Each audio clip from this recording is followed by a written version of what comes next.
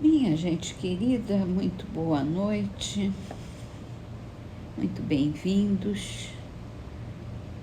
Livro Agenda Cristã de André Luiz, psicografado por Chico Xavier. Consulte o bem. O maledicente desejará que você observe tanto quanto ele o lado desagradável da vida alheia.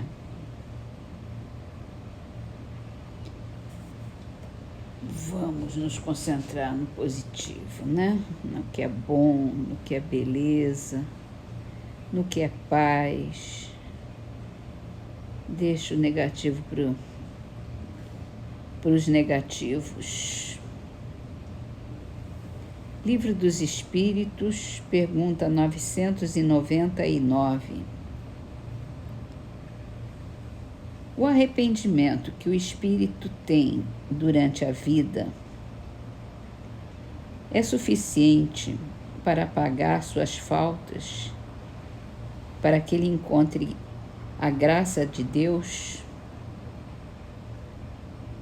O arrependimento concorre para a melhoria do espírito, mas ele tem que expiar o seu passado.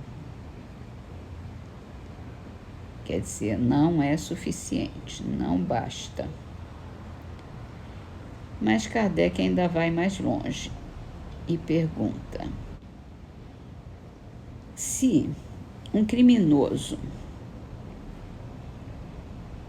nesse caso, dissesse que já que está expiando seu passado, cumprindo a expiação, ele não tem necessidade de se arrepender,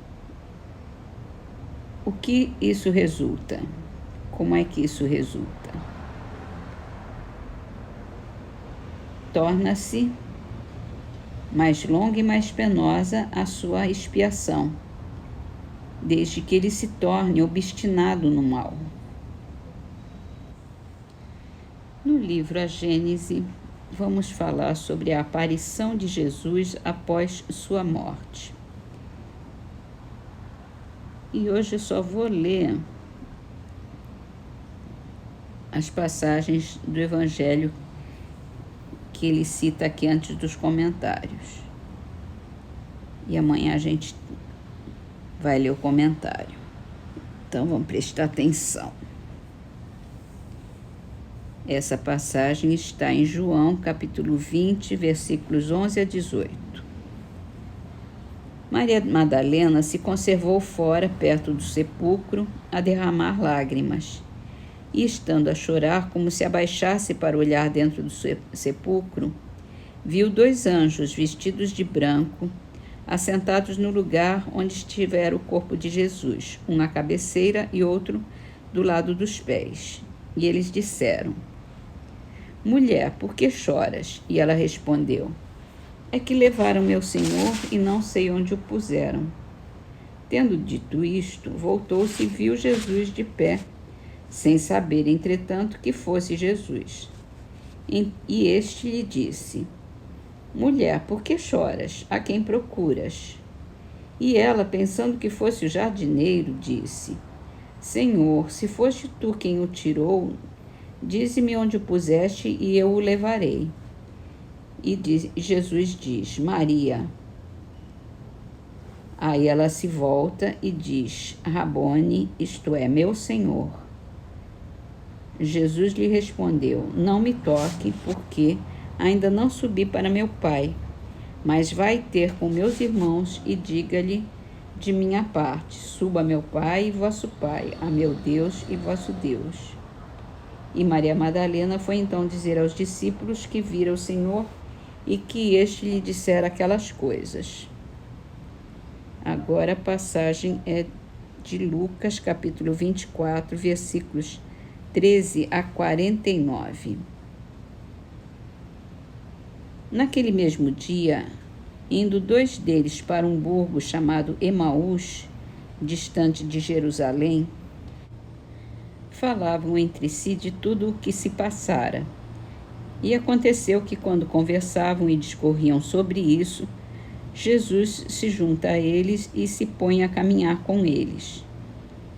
Seus olhos, porém, estavam tolhidos, a fim de que não o pudessem reconhecer. E ele disse: De que vinham falando a caminhar e por que estão tão tristes? Um deles, chamado Cleófas, tomando a palavra, disse: Será em Jerusalém o único estrangeiro que não sabe do que se passou aí estes últimos dias? O que foi? Ele perguntou. E eles responderam: A respeito de Jesus de Nazaré, que foi um poderoso profeta diante de Deus e diante de toda a gente acerca do modo pelo qual os príncipes dos sacerdotes e os nossos senadores o entregaram para ser condenado à morte e o crucificaram. Ora, nós esperávamos que ele resgatasse Israel. No entanto, já estamos no 3º dia depois que tais coisas se deram. É certo que algumas mulheres das que estavam conosco nos espantaram, pois que, tendo ido ao seu sepulcro antes do romper do dia, nos vieram dizer que anjos mesmos lhes apareceram, dizendo-lhes que ele está vivo. E alguns dos nossos, tendo ido também ao sepulcro, encontraram todas as coisas conforme as mulheres haviam referido, mas quanto a ele não o encontraram. Então disse Jesus: Ó insensatos, de coração tardo a crer em tudo o que os profetas têm dito. Não era preciso que o Cristo sofresse todas essas coisas e que entrasse assim na sua glória? E a começar de Moisés, passando em seguida por todos os profetas, lhes explicava o que em todas as Escrituras fora dito dele. Ao aproximarem-se do burgo para onde se dirigiam, ele deu mostras de que ia mais longe. Os dois o obrigaram a se deter, dizendo: Fica conosco, que já é tarde e o dia está em declínio. Ele entrou com os dois. Estando com eles à mesa, tomou do pão, abençoou-o e lhes deu. Abriram-lhe ao mesmo tempo os olhos, e ambos o reconheceram. Ele, porém, lhe desapareceu das vistas. Então disseram um ao outro: Não é verdade que o nosso coração ardia dentro de nós, quando ele pelo caminho nos falava, explicando-nos as Escrituras? E erguendo-se no mesmo instante, voltaram a Jerusalém e viram que os 11 apóstolos e os que continuavam com eles estavam reunidos e diziam: O Senhor em verdade ressuscitou e apareceu a Simão. Então eles narraram o que lhes acontecera em caminho e como tinham reconhecido ao partir o pão. Enquanto assim confabulavam, Jesus se apresentou no meio deles e lhes disse: A paz seja convosco, sou eu. Não se assustem. Mas na perturbação e no medo de que foram tomados, eles imaginaram estar vendo um espírito. E Jesus lhes disse: Por que se perturbam? Por que se elevam tantos pensamentos nos seus corações? Olhem para as minhas mãos e para os meus pés e reconheçam que sou eu mesmo. Toquem-me e considerem que um espírito não tem carne, nem osso, como veem que eu tenho. Dizendo isso, mostrou-lhes as mãos e os pés.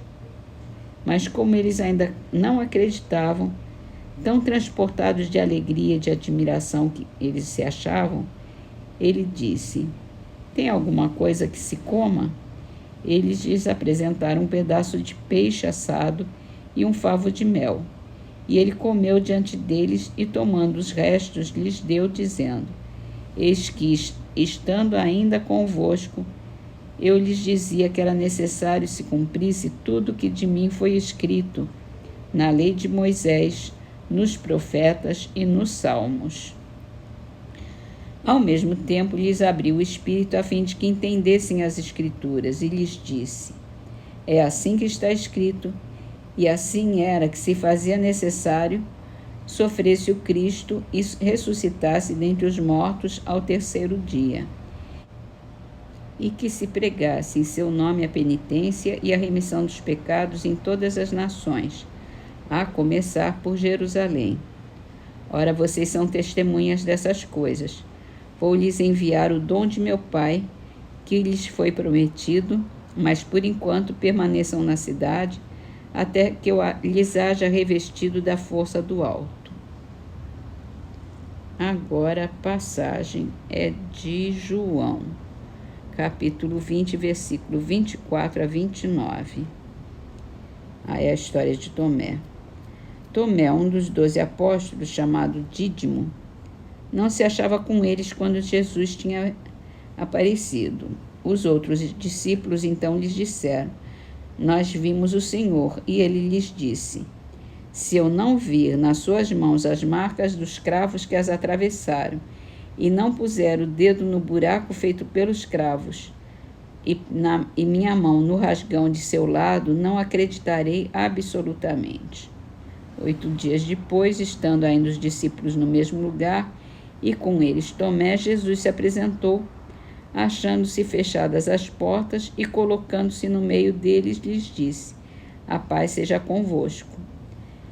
Em seguida disse a Tomé: Põe aqui o teu dedo e olha minhas mãos. Estende também a tua mão e mete-a no meu lado, e não sejas incrédulo, mas fiel. E Tomé respondeu: Meu Senhor e meu Deus. E Jesus disse: Tu creste, Tomé, porque viste. Ditosos os que creram sem ver. Agora, mais uma passagem de João, capítulo 21, versículos 1 a 8.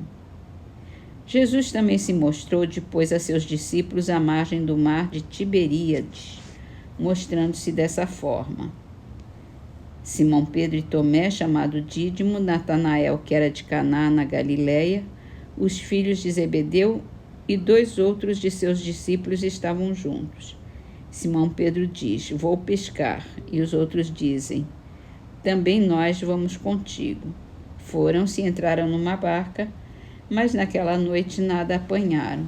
Ao amanhecer, Jesus apareceu à margem, sem que seus discípulos conhecessem que era ele, e disse: Filhos, nada tem que se coma? E eles responderam: Não.